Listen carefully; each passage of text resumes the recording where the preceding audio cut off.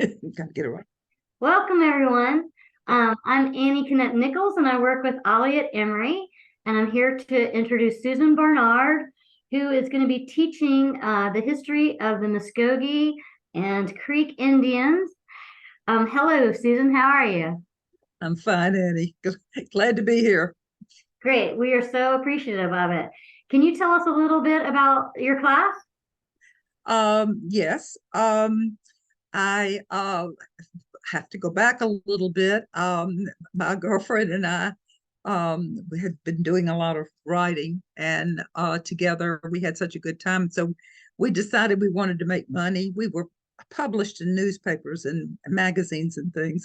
So we decided that we could write the great American novel yet published. And we both were born and lived here all of our lives in Atlanta.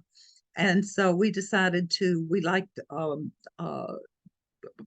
romance novels and things like that. So we decided that we would see what Atlanta was like in the early ages, the 17, 1800s. And we found out that there were Indians here. Both of us grew up in school together. We didn't know there were Indians. And if anyone would just say, well, there were Indians here, well, what kind of Indians do you think there were? I would have said Cherokee, but that was wrong. It was the Creek Indians. Their tribal name is Muscogee. They spoke, and some of them still speak, a Muscogean language. And it wasn't until many, many, many years later, actually, and I talk about this in the program, that when One Flew Over the Cuckoo's Nest won all sorts of awards, and the young man who was the one pushing the broom in there, who jumped out of the window and escaped, he won an award. And when he said, "Itski Muskogee," he said, "I am a Muskogee." And from then on, more and more you saw writers talking about the Muskogees. But my friend and I, we wrote about the Muskogees. We put them down as Muskogees and Creeks. We were interchangeable. And we found them fascinated. I mean, they lived right here where we are, where I'm sitting. And that was exciting to us. And so the more information that we got, I thought, well, gee, I've got enough maybe for a class now that I'm working with OLLI. In fact, someone asked me if I knew of anyone who could teach a class on Indians, and I said, yeah, me. And so that's when I started doing this. And of course, it was before PowerPoint. And so I taught it as just a regular lecture class. And then when PowerPoint came in, I've become obsessed with it, trying to find pictures and maps and all sorts of things to make them interesting, make a class more interesting. So that's what I've done. I have done a history of the Muskogee / Creek Indians from pretty much the time that they showed up in the Southeast, and who they are, where they came from, the people that we met. We became friends with some of the Muskogees who lived out in Oklahoma, and we participated in one of their most important festivals. And so I'm taking it through until 1825 6, when the Muskogees were all out of Georgia.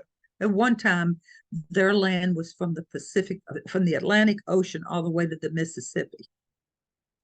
And as the white man came over here, the Spanish and then the English, particularly the English, they wanted the land. And so they started treatying with them. And they went river by river by river by river until all of a sudden they were at the Mississippi, and the Muscogee Indians were gone. The only remnants, I live in Buckhead, and the only remnants of the Indians in the Buckhead area are two street names. One is Muscogee, the other one is Cherokee. Otherwise, their names and the Muscogee language names and all, they've all disappeared. There is one site that I discovered when I became a member of the Greater Atlanta Archaeological Society, and that's another story I tell in the class.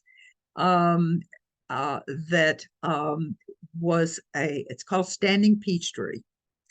And the Muscogee Indians were there in the 1700s. We have the letters were written back and forth. They've dated them, so they know they were there. There were meetings, very important meetings. And this was one of the very important sites during the War of 1812. So the Indians that lived here in the Buckhead area, particularly, because we're near the Chattahoochee River, and we're on the line to a series of forts. This was an important site. And there is a replica of Fort Peachtree. It's over by the Atlanta Waterworks. And I visited it. I've taken groups over there, and there've been festivals over there, which I've spoken at. And so at least we have that. But their culture is fascinating to me, and I would like to share it with a class. Well, fascinating is a great word. I cannot wait for this class. I only knew about Cherokee, so thank you so much for bringing a new topic that most people in Atlanta don't know. And we look forward to seeing you in October. Thank you. I hope people will be interested in the subject and will sign up. Great. Take care. Thank you.